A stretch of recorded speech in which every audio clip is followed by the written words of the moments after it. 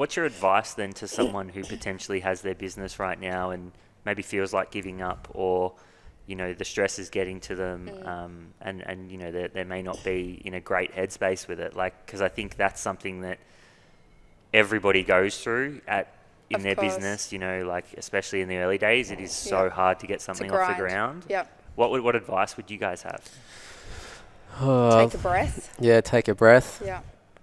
Believe in yourself. Remember why you started it in the first place, and ask for help. Probably another thing is ask for help.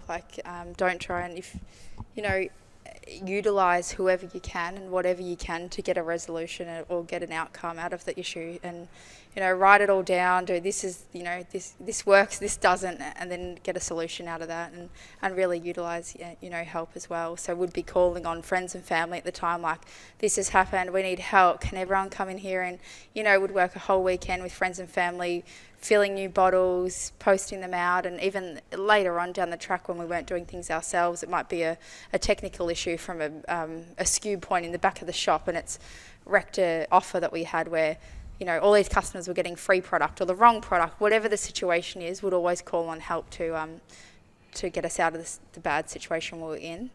And then really strategize. This is the problem. Can it be fixed? One, if it can, great, work out a way there. Or if it can't, it can't. Now what can we do to move forward? Move forward. If you believe in your product or your service that you're offering, then there's always a way.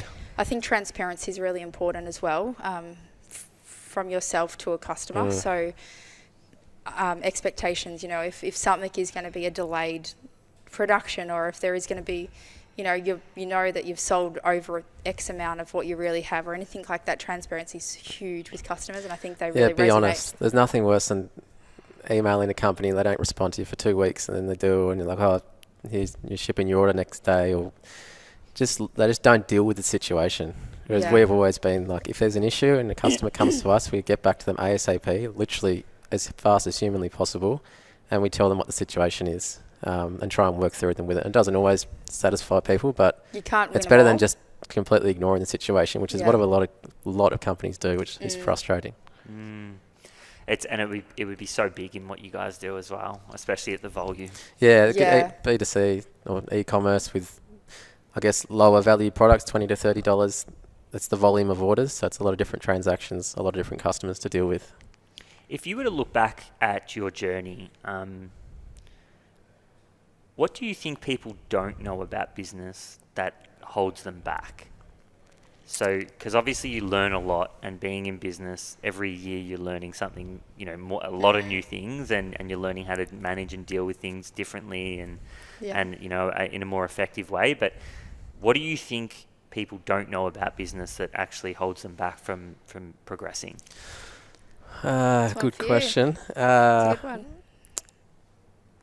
They maybe don't see the full range of opportunities on hand for their product or their service, so they might be channeling their attention into a specific sales channel or opportunity, whereas there could be a lot of different opportunities available at the same time, so they could be missing out on a lot of revenue. And obviously having that prior knowledge or that know-how is a big thing, but when you haven't done it before, you're not really aware of all the opportunities out there. What kind of mindset do you need for that?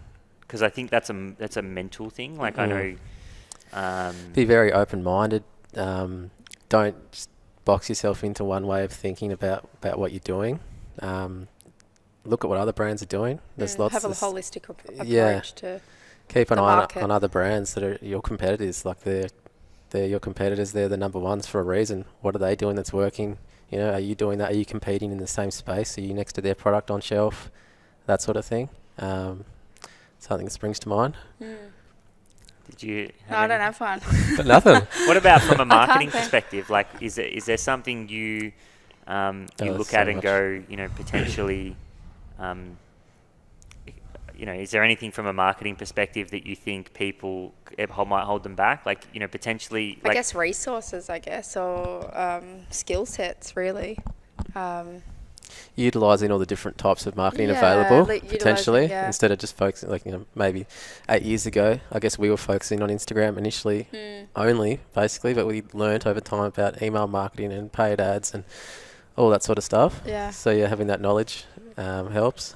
Yeah, I think a big one is like the output. So like just from listening to what you did, or you guys did, sorry, like from a marketing perspective, like 5 times a day, you know, like it's not, and I think the brand relevance thing, like I honestly think that if you're trying to grow your brand, it really is a game of who can get the most output. Yeah. You know, like, and obviously it has to be quality and you can improve, but when you have that much output, like the difference is like you had 25 probably, you know, if you're doing 7 days a week, it's 35 posts to learn from, whereas if you're only doing maybe 2 or 3, you're only having those 2 or 3, so your ability to kind of, and that's why output's probably really important. True. Yeah. Yep.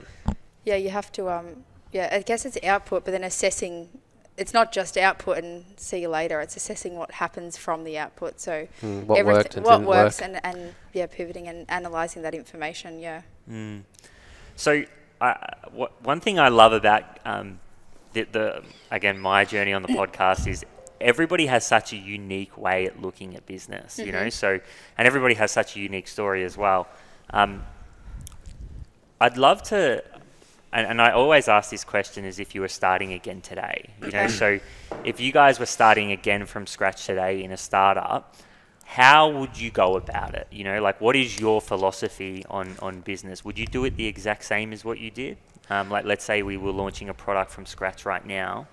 Where are you putting your focus first? What are your priorities? And knowing what you know now compared to what you did in the beginning, how would you go about it? Interesting. Yeah, you go. You got an answer? I think 100% still it comes down to the branding and marketing. That's essential for any brand to succeed, that you've got, first of all, working out your sales channel. That would probably be the first thing. If I was looking, you know, I was about to sell a bottle of water, a rebranded bottle of water, what would I do with it? Where would I want to put it? Is it a grocery product? Is it a retail product? Is it online?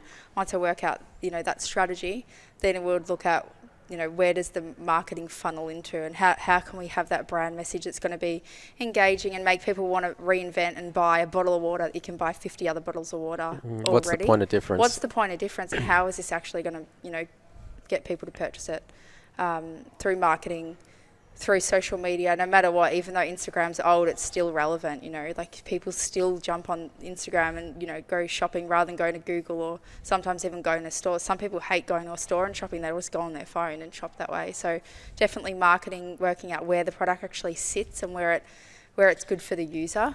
Yeah, how it's positioned in the market. Is it a premium product? Is it a mass distribution product?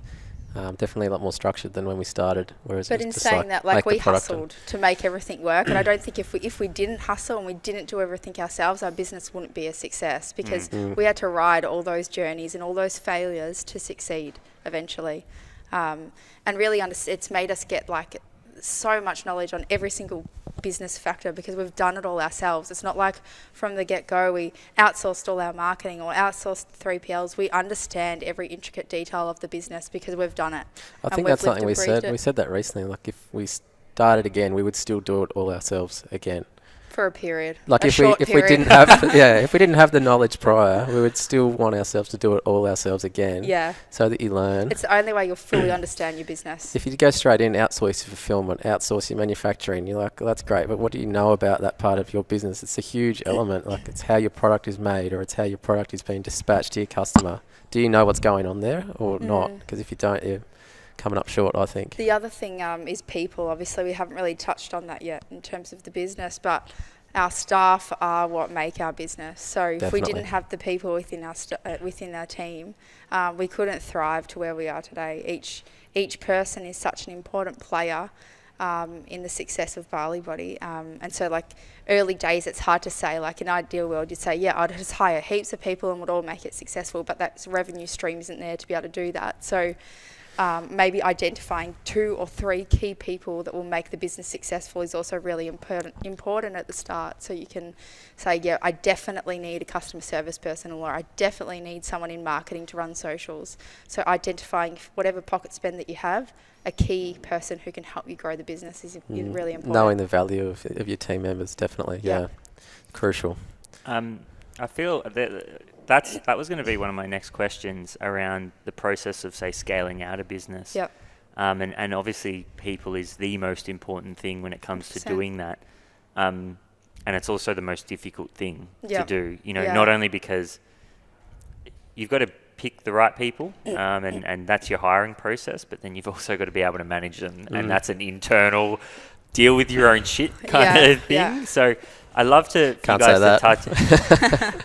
I'd love for you guys to touch on, I guess, how you guys look at that. Yeah. How do you guys, maybe it's unpacking how you guys think about hiring Yeah. and what you look for in people, but also how do you manage people? Like, what are some of the biggest lessons that you've learnt about yourselves on that journey? Because I know that that's definitely something that, if you're in business long enough, it's something that definitely happens. Yeah, absolutely. We hire once there's a need for that resource. Definitely, we don't hire before that demand is there. We always want to make sure that if we're hiring someone for a role, they're completely fulfilled and busy in that role. They're not going to be sitting at their desk, for half the day with nothing to do, because they're going to get bored and not be content, and they're not going to last. So when we do hire, we're always trying to look forward a long way. Is this person going to be content in this role, or are they going to be content in this place in the department, and do they have that ambition to grow and succeed in the business? They're not just going to come in and be unhappy in a few months and then move on, because that's a waste of everyone's time. So that's a big part of our hiring process, and then trying to find people that are the right fit for the size of our business and the types of tasks that we do all plays a part as well. I think at Bali Body, you're either there for forever or you're in and out quick. Our culture is we work hard, we play hard. So there has been, some turnover naturally, like there is in any business, but we have had a lot of longevity in the business as well, with, a lot of people being there 5+ years, and obviously we've been around 8 years. So that's super. It's big for us. It's big for us, to have those people. They're like family to us, a lot of the people who work there, because they have been on the journey and the ride with us. We always, in terms of like who we hire, obviously they have to have the need for the role. As Dave said, we don't really hire unless there's an actual need, not for like for the foreseeable future. It's like the need is now. Expansion in the teams has been huge over the last 2 years as Bali Body expands into more of a retail space.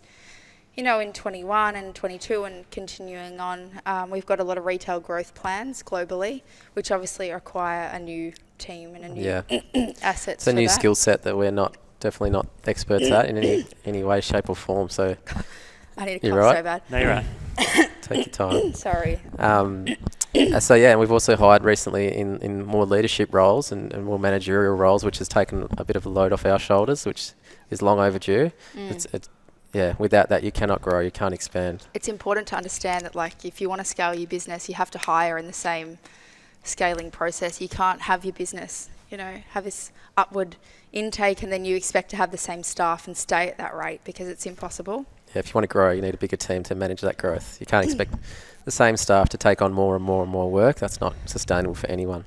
Not healthy, and the output won't be there as well. We talked back about output, and just taking an example, if you look at marketing, being able to do 5 posts a day and have that, initiative to create cool content that's exciting and capturing and going to actually make someone want to watch it, that takes time and creativity, and that's a mindset. If you don't have that mindset or that time, it'll just be a mediocre job and then just overworking people. So identifying, hiring in the right roles.